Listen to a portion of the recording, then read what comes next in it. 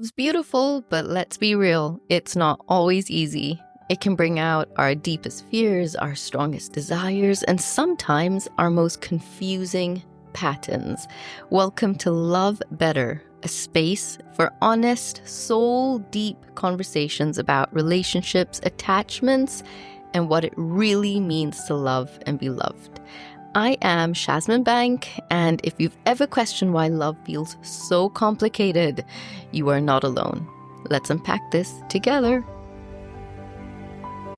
One of the bravest things we can do when we are looking to get into a relationship is probably really showing up as who we are, not the version of the person we think the other person wants us to be, not the version of ourselves that has got rejected so many times in past relationships that we almost have this fear that if somebody sees who I am, or I show up in a relationship or the beginning of a relationship just as me, I could be completely rejected.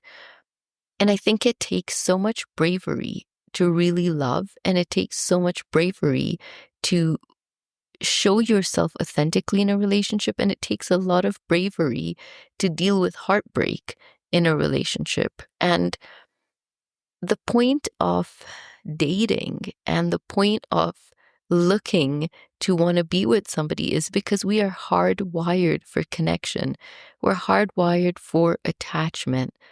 Our nervous systems crave closeness, safety, warmth, nurturing from another human being. And that stems from the fact that from the minute we were born, that is what our nervous systems sought, to be reduced to nothing but acceptance by our parent, by our mother, who would hold us and love us in that state. And when we're babies, we are very much who we are. We're raw, we're authentic. We don't think about how we feel. We cry when we need to. We cry when we're uncomfortable. We giggle when we're happy. We fall asleep wherever we want to. We don't judge ourselves for how we're showing up and how loud we scream to get seen and held and fed. But as time goes by in life, we slowly get rejected. And we get rejected when we show the deepest parts of ourselves, or we get laughed at, or we get mocked, or we get shunned.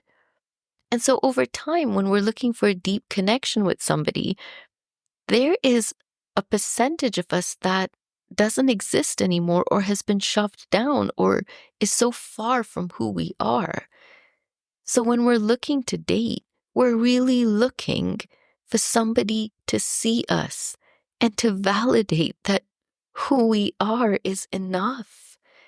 And for somebody to be able to love us in the messiness of the parts of us that we've buried, the parts of us that we are so ashamed of, the parts of us that we hide, but yet we seek a love that we only want somebody to love us for the perfection that we show, or the striving of the perfection we show. And I think part of the problem in going out into the dating field is when we are not authentically clear about who we are and what boundaries we have and what our core wounds are, core wounds of low self-esteem, core wounds of abandonment, core wounds of rejection, core wounds of needing to be completely independent, when we just don't know how we function and we do not know how we operate, then we go looking for somebody that's going to teach us and tell us, this is how you operate and this is how I can love you through it. So we never really put an effort into thinking about, how authentic am I in who I will be as a person to my partner and who my partner deserves me to show up as? We're so focused on what we can get and what we're looking for and the expectations we have of somebody else that we don't have boundaries. We don't acknowledge what our needs are. We don't even make a list anymore to think about the qualities that we're looking for, the values in somebody we're looking for, the principles and morals in somebody we're looking for, the ethics that they carry, amongst also what the future looks like for them in terms of their career, in terms of wanting to start a family, in terms of how long they're thinking of dating, in terms of what their financial plans are, in terms of what stability looks like for this person, in terms of what religion and boundaries they hold or do not hold.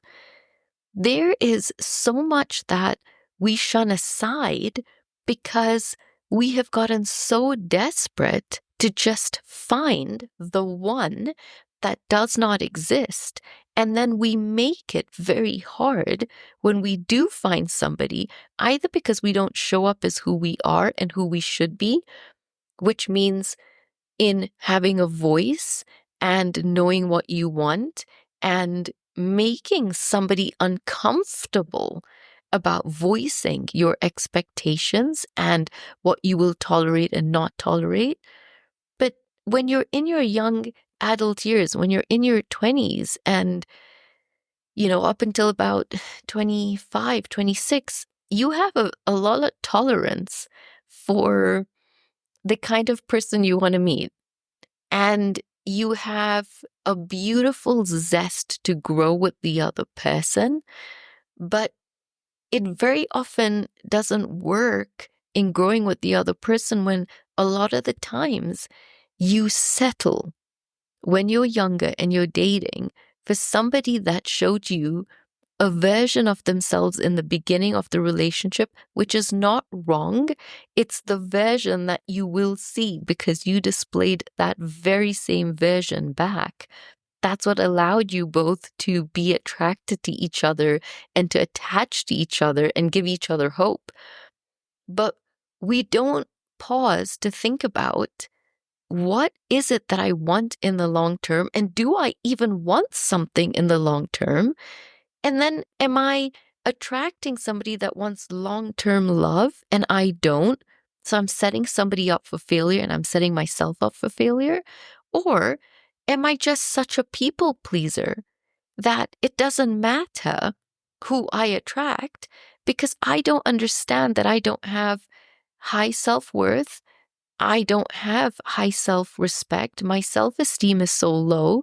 So whoever sees, validates, and pumps me up for wherever I am at the level of work I've done to show up at this time in my life, I will settle for that person, but then punish them later on for not being more, for not being what they should be, versus you not getting clear in the beginning with who you are as a person to date, what you have to give in that relationship, how you will show up, and vice versa. And the thing is, it's not about being perfect and it's not about getting dating right. It's about learning to figure out who you are in the dating scene. It's about being okay with letting a lot of people pass by because you really understand your value and you know that you don't have time to waste. And there's a difference because there's some people who think they're dating, but they're actually hooking up. And they're hooking up because they're completely protecting themselves and they do not want to get hurt. And they know that they're not going to go past the hookup stage. And part of the hooking up stage is also pulling somebody in so you can hook up with them.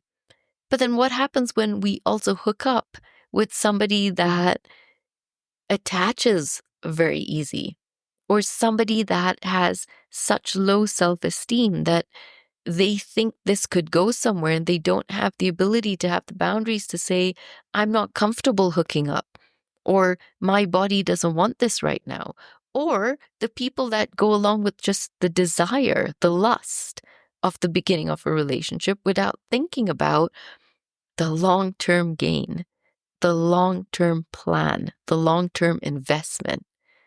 And so when we look at dating as a whole, it's pretty multidimensional in the sense that there's dating and knowing you want to settle down. There's dating and not knowing what could come out of it. there's just wanting to be in a relationship because you feel so lonely and you're going through a really hard time. But very often it's we date because we want somebody to take us out of the pain of not knowing who we are. And we want to fall in love with someone that's going to tell us, this is what an amazing person you are, and I see you. And that's great if we feel it ourselves. And here's the thing. Here's the thing with healing before you date. The thing is, you're never going to be fully healed. You're never going to be perfect. Being single and healing is a lot easier than when you get into a relationship and someone is starting to hit little wounds that bring up triggers that leave you not knowing how to respond to them or leave you reacting to them, and then leaves you completely confused about what you want in this relationship. So you need to start getting really clear with the fact that vulnerability is probably one of the first places you have to start when you're looking for a partner. Vulnerability with yourself to really settle in to understand, first of all, what is my attachment style? And who may I constantly be attracting? Am I somebody that is more avoidant, which means I meet really great people and I might end up thinking these great people at some point turn out to be really boring? Boring because they're actually too safe for your nervous system. So it's kind of like the theory of the nice guy and the nice girl, they always finish last. So it's being able to understand, if I'm avoidant, do I end up running stories to be able to look for what's the defect in my partner eventually so that I can sort of pull away or justify to myself why the relationship's not working? So whether you're fearfully avoidant, you're dismissive avoidant, at some point you're going to be craving, independence. You're going to find intimacy is getting too much. You're going to feel that if you're fearfully avoidant, you can get into the relationship and you can feel like you can lock down and you really do want connection, but you're also, like the anxious person, so terrified of being rejected and you're so terrified of being abandoned that as the relationship seems to settle and grow deeper, you sort of say, no, I need to walk out, or this person seems boring, or they're really not what I'm looking for, or you know what, now is just not the right time in my life with everything going on. And at some point you pull away and there's this part of your heart and soul that really wants to be with this person, but you're terrified of them hurting you.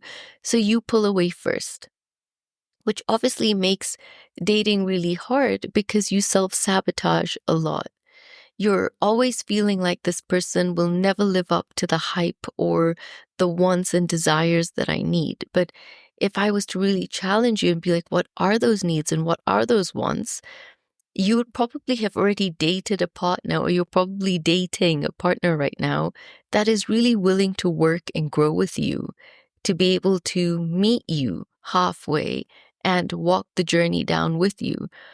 If you're somebody that's anxiously attached and you're dating, then you are probably very used to the hot, cold, the breadcrumbing, the ghosting, the making excuses for them, the turning the red flags into green because you really want to be in this relationship and you've very much seen something very beautiful in that beginning of the relationship, or they were love bombing you, or they completely confused you and they want you and they don't want you. And it almost feels so familiar that you constantly attract these unavailable, emotionally unavailable partners.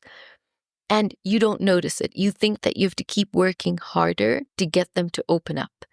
If you change, if you mold yourself better, if you tone down, if you give them space, if you become the cool girl or the cool guy, I'm not clingy, I can give you space. Oh, we don't need to meet every day, even though we're dating. You don't have to call me all the time. We don't have to text. I'm the cool girlfriend or boyfriend that you've always dreamt of. That tends to land you in a lot of trouble because, like I said in the beginning of the podcast, you are so detached from who you are because you're terrified of being seen for the beauty of who you are. You're terrified of being loved for just being wholesome and complete and loyal and wanting to really be in a relationship and give it your everything. If you're anxiously attached, you love love. And the only part of dating is you really do not pause to think about what are some of the red flags that are showing up. Is there inconsistent communication? And this is for anybody. Is this person always canceling plans on me? Or do they take days on end to text me back and call me back? And is it a lack of interest? Is it a lack of respect towards myself? And then what you do is when you see inconsistent communication, you turn around and you make excuses for them because you're like, you know what? Maybe I came on too strong. And, it's the beginning of a relationship. So not everyone wants to communicate every single day. And not everyone wants to text you all the time. They don't even really know me. We've just started dating. So you really make excuses for what should be very much the epitome of the beginning building blocks of a healthy relationship is consistent communication. A partner that shows up, someone that chooses you back and is willing to grow with you in all your imperfections and all their imperfections. Another red flag that you could be turning around could be disrespectful behavior, such as, the way they treat people around you, the way they talk to the waiter, the waitress, or do not talk to them, or how they talk about their exes and how somehow everyone is the problem except them, or how they behave with family, how they treat their parents, how they treat their siblings, the distance that they have with family. This is something that a lot of people sometimes will turn around and say that, well, they've been through so much trauma or the family put them through a lot, so they have a right to be rude. They have a right to, behave this way. And so you almost turn this disrespectful behavior again into an excuse to sort of save them, fix them, comfort them, make whatever they do okay because of the way they are love bombing you, the way that, they could be showing up in the relationship, making you feel so wanted and so desired, and the chemistry's bubbling, and they're almost making you feel like you found the one, and they're future promising and dropping financially on you with, I want to take care of you, and giving you money, or just sort of creating a false sense of safety. And so we make excuses to hold on to that false sense of safety because maybe we don't know what real safety should look like because we've not stopped to not look for somebody, but to look deep within on what really matters in a relationship and what matters. What does that look like? How does that show up? What am I supposed to look for in a relationship? Another really big red flag that I would say we ignore when we're looking to date or we're dating somebody is personal topics. The avoidance of someone wanting to go deep, and they pretty much stay very clear from discussing their past. And you almost feel like there's this emotional unavailability with them. You can't really connect with them. You don't get straight answers about how many people they've dated, why did they break up in the last relationship, what's happening in their lives, why are they not so connected to family and friends, and somebody just won't go deep with you. They don't want to be seen because they've not done the work to heal, to say, there's no shame in my past. I shouldn't have any guilt about maybe the way that I've been, because life is all about, accepting people that can see their mistakes and wanting to grow. It's all about we move from how unconscious we were to consciously wanting to be better people so that we can love ourselves and then consciously love others around us. But are you attracting people that just emotionally will not go there with you? They don't want to sit and discuss anything deep. And you feel it. You feel that I can have a great time with this person. We have so much fun when we go out. But when I want to really connect with this person, I cannot. And then you almost feel guilty for wanting more because you've had such a great day and they're not really giving you these evident reasons on why something could be off. And so you gaslight yourself with your standards are too high, or you're projecting a previous relationship, or you have to do more work to heal. And so you really give this person a way out. You allow them to not grow with you because you don't call them out. And you don't realize that you're enabling behavior in the beginning of a relationship, and you're setting the tone for what to expect. You're allowing yourself to tolerate behavior you're not going to be okay with in a year or 2 years from now, but you will not have given yourself permission to voice it because you were too scared to do that in the beginning. And then as you start to grow and realize that you want more out of the relationship and you're not willing to just settle with fun and space and distance, then later on, you're already attached to them. You've gone through vicious cycles of this break, come back together, which causes this addiction to this person. And now you find it really hard to let go or to try change the relationship to make it more healthy because they've settled into their avoidance. So it's really important when you are dating to think about, what is my attachment style? How do I attach? Do I get really anxious? Am I the over texter? Do I want to call them all the time? Like, do we go on the 3 or 4 dates and I literally want them to just move in and be with me all the time? Am I losing a sense of myself? Am I stopping to hang out with my friends and go out with them and do things with them that I used to do before? In fact, am I making my world very small, including the hobbies that I loved and wanted to do because I just want to be available to my partner all the time? And then you most likely have anxious attachment because you are very used to abandoning yourself to be completely present to them when they will need you. And if you are dating an avoidant or you attract avoidance, then you very much go through the hot, cold, push, pull. And it is so extremely painful because when they pull away, you almost feel that you did something wrong, or you were too much, or your emotions were too big. And that's when you start to play cool girl, cool guy with giving them the space that they want. And the difference with a healthy relationship with an anxious and avoidant person that's healing is when an avoidant person in a healthy relationship, and they're very conscious about it, takes space, they're very communicative about the space. They're taking space so that they can calm their nervous system, move out of flight mode, regroup and reground themselves, and then come back to you to have the conversation and handle the conflict in a much healthier way for both of you. Whereas when you are in a relationship with someone that's used to space, they disappear for a long time. They disappear for a month or 2. They disappear for a couple of days.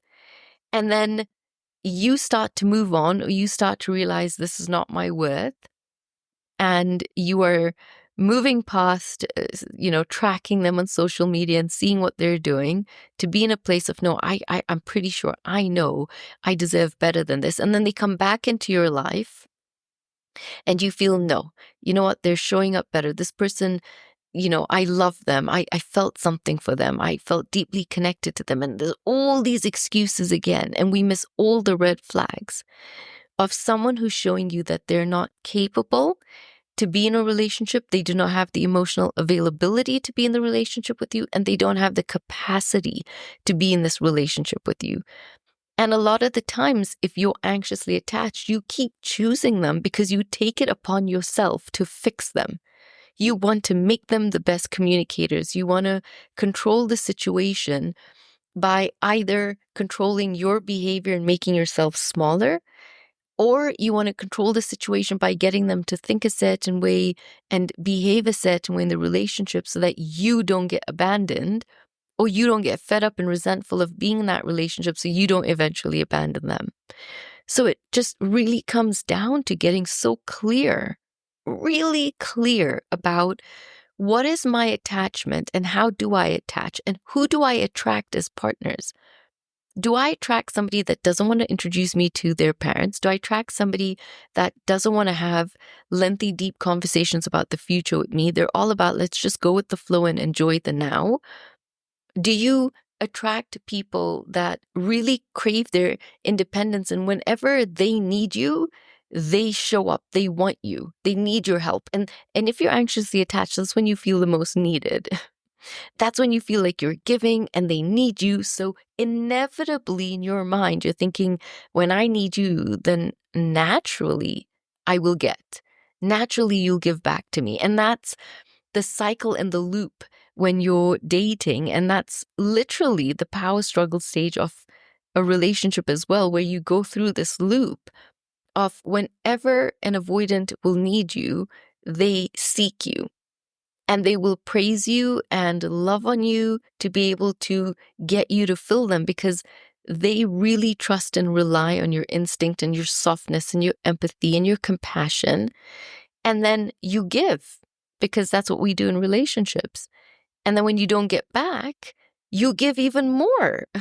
And you become more needy and more people-pleasing, because you think, maybe I need to hit a certain level to be deserving of getting back, because I don't feel like I'm deserving.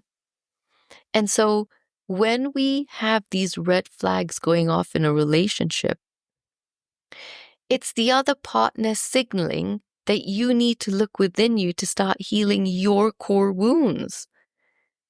These red flags are designed to tell you to stop and pause and go within and reflect and process and understand, why is there a red flag in my life?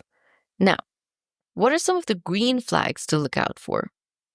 What are some of the things that would make your nervous system feel home, safe, and like you're at peace, or this person is peace? Well, they actively listen.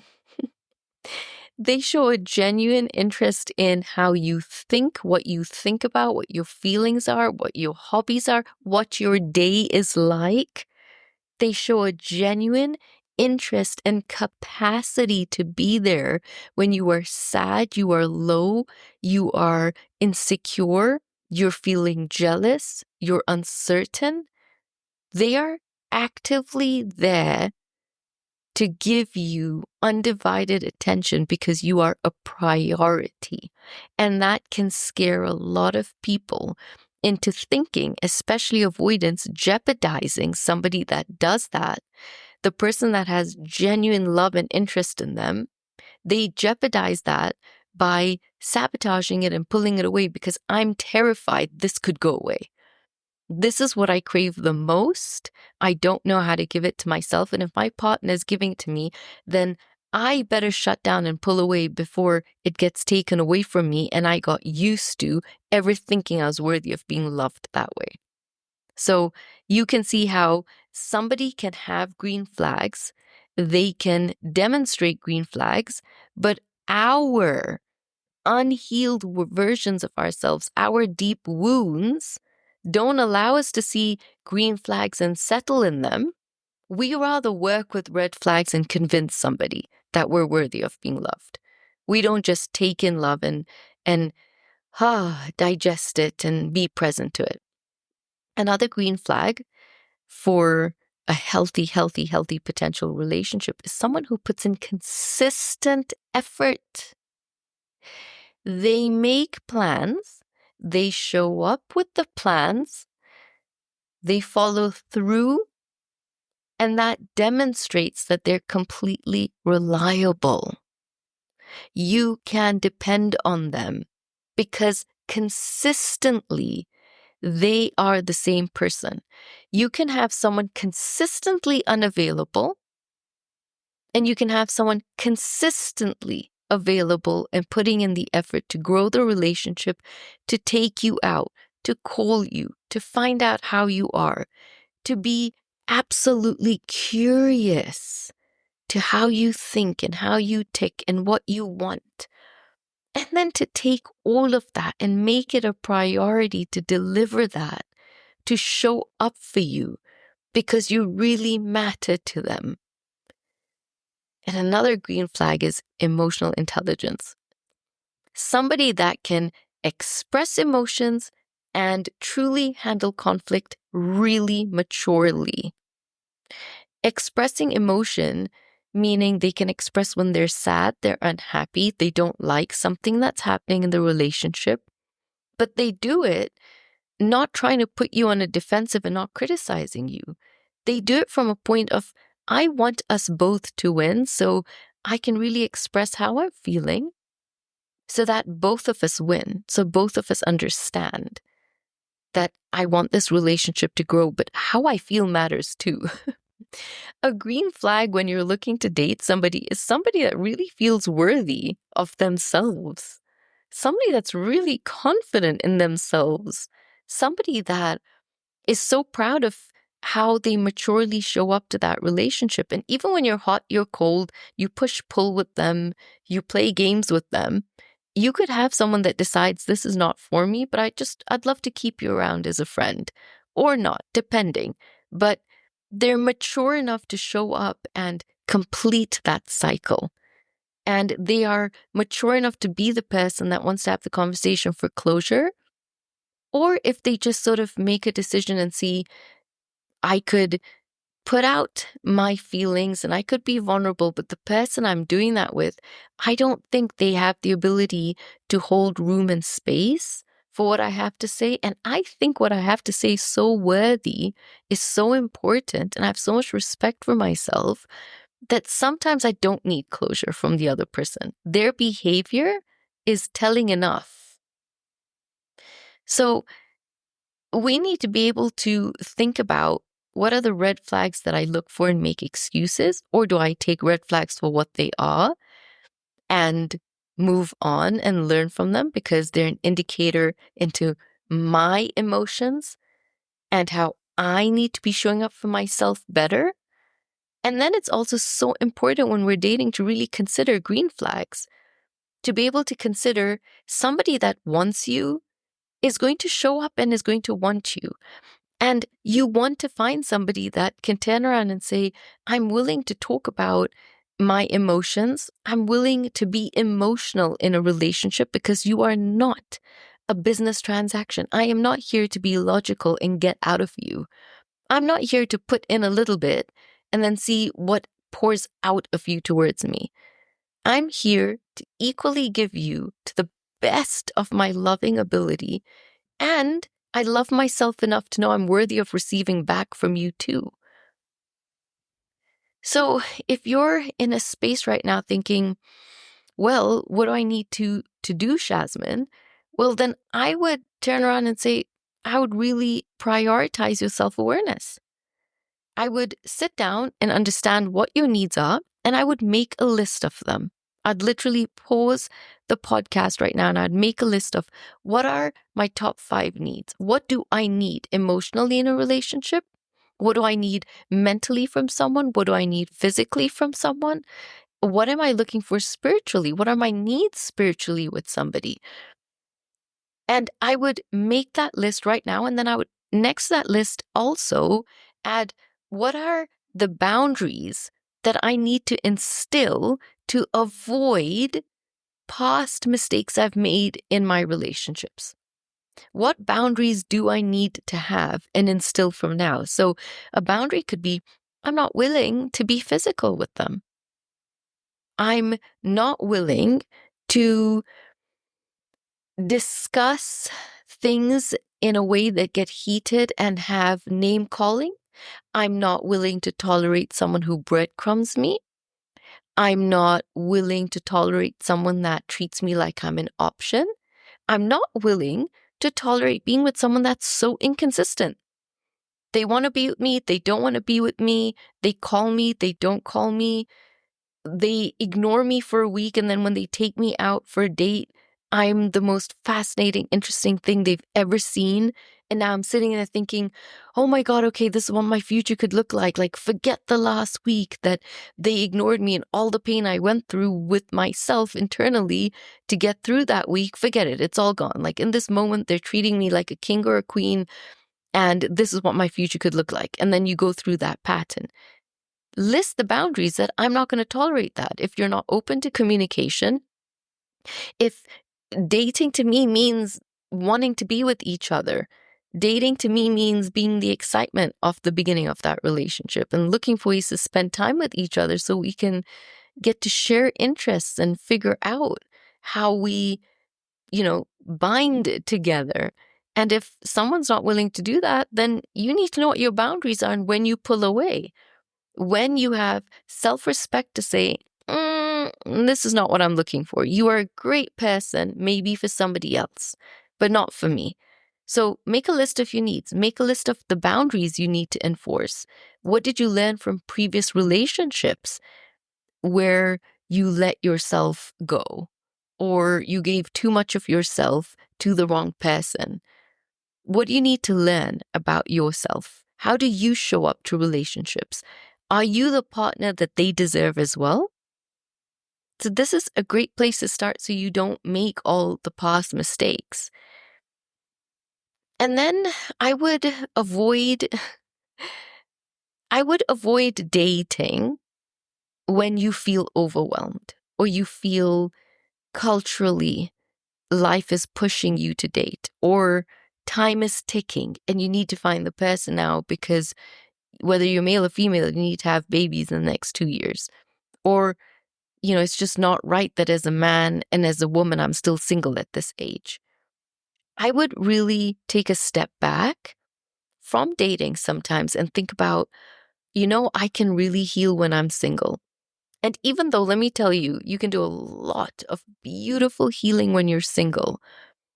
And then you will find a partner, even if they're secure, that will still trigger little wounds within you, but they're not going to flare up your nervous system. You want to be able to find someone that nurtures you through life's issues and relationship challenges without making your nervous system feel like it has to go into survival, or you are so misunderstood and the relationship really costs you your mental health. So take a break. It's okay to step back and say, I don't think this is what I'm looking for right now. And, we have to also be really honest with ourselves because there's so much out there. There's so much available in the digital age of dating. There's Bumble and Tinder, and I'm going to try act like I know more beyond that, but there are all these crazy dating sites. And what do dating sites focus on? They focus on your height and how you look and all the external things, and they get you to narrow things down by describing what your perfect person could be. And you could probably go and say, oh my God, my perfect person's 6 foot, which sort of the dating app takes away then the amazing potential of the 5'8" person, or if it's a woman, the 5'4" person that has this incredible heart and really wants a relationship and is on this app really looking for love and connection and a future. So think about, when I'm on a dating app, what am I really looking for emotionally in somebody? And yes, physical is important and chemistry is important, but connection supersedes all of that. And having a very calm nervous system when you're with somebody, having somebody that just makes you feel like you're at home and you're safe and you can be yourself, not somebody that leaves you confused about, did you say the right thing or the wrong thing? Should you call them? Should you not call them? Should you give them space? Should you not? Find somebody that's like, call me all the time. I want to hear from you. I really enjoy spending time with you. I want to get to know you, and I'm not terrified of being myself. I want to be vulnerable and I want to make mistakes And this is, I'm really not painting a fantasy. I'm painting you being more real with yourself. So you narrow the dating pool to just dating anybody that could potentially give you a future, to honing down and narrowing into what you know you deserve and what the other person deserves of you too. So do you need to be on dating apps? Do you need to get off dating apps? Do you need to organically meet people? Do you need to get out of your comfort zone and mix and mingle a little bit? I'm not talking about you have to go party, but what are some of the other social groups you could meet at? Could you meet someone at the gym? Could you meet somebody, in a cafeteria where you're both reading and working on something? Could you start mingling with friends and growing the friends group and taking the invitations when you get asked out so you can organically meet people as well? So, relationships and the dating world, there's, so much emphasis on superficial traits and what apps have led us to believe in. But I would say, regardless, you need to be looking for compatibility. So you need to be compatible as well so that you can put that vibration, that energy out there in the world so you can attract somebody that really wants to grow in life with you. You don't want to have someone that ghosts you and breadcrumbs you. You don't want the person that leaves you hurt, confused, makes it so hard to trust your instincts and your feelings. You want someone that's really ready to be interested in you and genuinely show up with wanting to know who you are. And I think it's really, really, really important to also consider what your attachment style could really look like. So you don't want to be with the person that's inconsistent in communication. You don't want to be settling for someone that has no value or disregards your boundaries. You don't want to be with somebody that love bombs you, followed by the withdrawal of love bombing you, and then followed by devaluing you in the relationship, making you feel like you're utterly dependent on validation from them now. You don't want to be with someone that doesn't take accountability and is always blaming everybody else around them. You don't want people that are masked as independence. They're so independent, but they have a deep avoidant attachment style to them. And you want somebody that's not making your nervous system feel anxious. Instead, you want someone that's making you feel so calm when you're in a relationship with them. These are really a few things for you to consider, because you could attract somebody that's highly independent, and that's so beautiful. It's amazing to be independent, but when you're in a relationship, you sort of want to find somebody you can rely on. They want to rely on you too, but you both go out independently and still conquer your interests and business and whatever it is you need to conquer out there in the world. But in your world as a couple, you're both beautifully codependent on each other in a healthy way to soothe each other, to create safety for each other, to say, when we are in our love bubble, our world is about us and filling each other up so we can go out into the world and do what we have to do. So remember, consistency over intensity, willingness to talk about really uncomfortable things and really go there with you. They respect your no's. I'm not ready to be physical with you. And most importantly, guys, you can be yourself, whether you're messy, tired, exhausted, in a mood, not in a mood, confused. You can be yourself. And you have someone on the other side always willing to make room to be more of yourself and for you to be more of who you are. And then, please, the most important thing I want you to write down in your notes on your phone, or I want you to write this down on a piece of paper, and I want you to stick this somewhere you can see. They regulate their own emotions and they respect your emotions.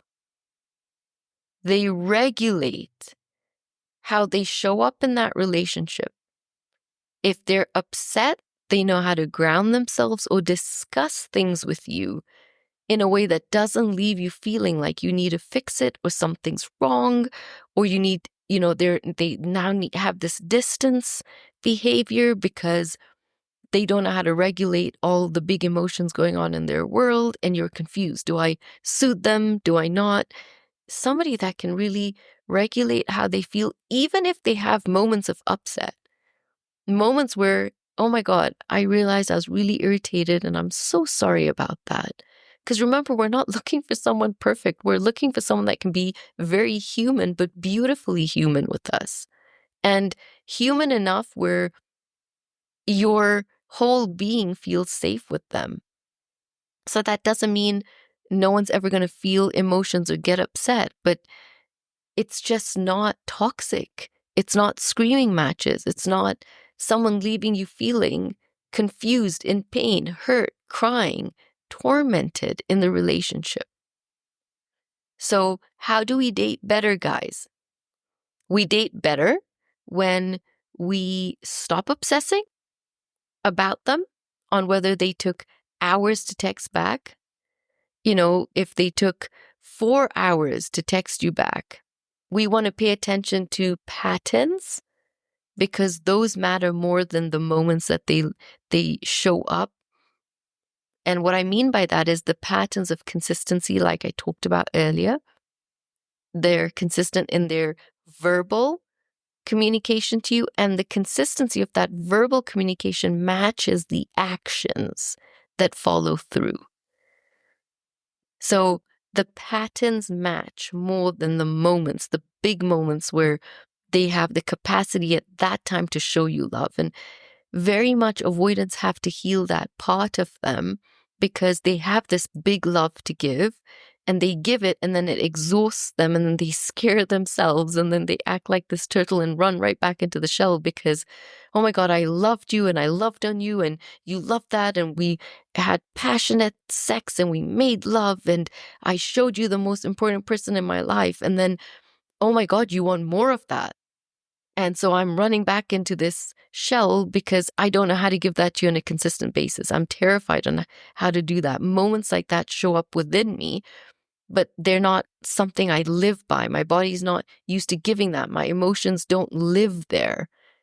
So you don't want those moments of crazy passion. You want consistent patterns that keep building on the passion. You don't want the perfect first date. You don't want the fireworks. You want the person that feels like home. And you want someone that focuses on you, and you want to focus on how you feel around them and how you make them feel around you, because they deserve that from you too. And then you want to factor in also culture, religion, pressure to settle, everything I talked about earlier on. So you want to stop sometimes obsessing over the things that are going to put you in situations or relationships that eventually you're going to have to leave, because culturally, religiously, you settled down, you got married, you had the perfect, beautiful children, and now this is not what you wanted because you didn't take the time out to really think about what you deserved. So we date better when we get clear on our intentions, when we understand what our attachment styles. Are you chasing someone that's avoidant out of habit? Are you anxiously attached? Are you doing the work to become somebody that's more secure so that you can attract someone that's secure as well, someone that's comfortable with conflict and communication, someone that's easing into in intimacy and they ooze with genuine compassion and authenticity. Don't ignore boring people, because sometimes when you ignore someone that's boring, I want you to pay attention to the fact that that's your nervous system that's just not being activated in the wrong way. It's not being activated to chase them. It's not being activated to change who you are, to play small, to disappear, to be too much, to protest. So you want to be able to really be with someone that's not boring in a rude way, but is boring to your nervous system because they're really just safe.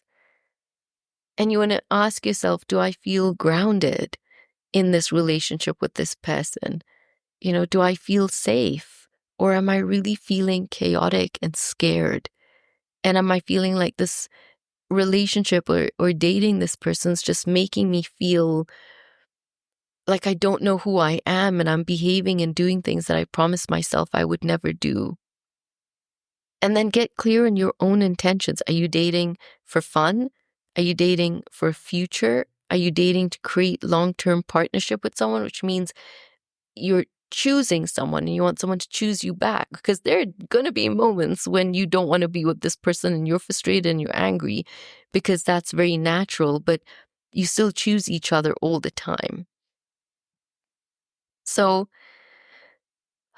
we've covered a lot, and I'd actually urge you to listen to the podcast episode again and break things down in your heart and your mind so that you can feel safe to be somebody that can give safe love and receive safe love. Because we are never, never, never going to be done with healing, even though some people will find that unbelievably exhausting as a thought. But it's not about finding somebody that makes you whole and completes you. That's your responsibility. But it's finding someone that wants to be a part of that journey with you. It's about finding someone that wants to love you where you are right now in your life and be a part of the future and what life has to give you. And you're never going to be able to guarantee someone will love you and see you for who you are all the time. But you can definitely find somebody that in your heart and your soul has good values and ethics, doesn't hold secrets, doesn't betray you, and they choose you and they choose themselves. They have great principles. They fear God. They put God first. They have beautiful family values, great work ethic, good discipline in their life. So I would really love for you to also, as we wind down, I want you to take a deep breath. And if you've been listening to this podcast, in segments or over 2-3 days, then I want to say thank you for being so present with me and being a part so far of the first 13 episodes. It's been so beautiful to create with you. And I'd love to invite you to journal today on what you really need in a relationship to feel safe, seen, and supported. The 3 S's. What do I need to feel safe, seen, and supported? And who can I be so my partner also feels safe, seen, and supported by me too? And with that, I want to say thank you so much for listening.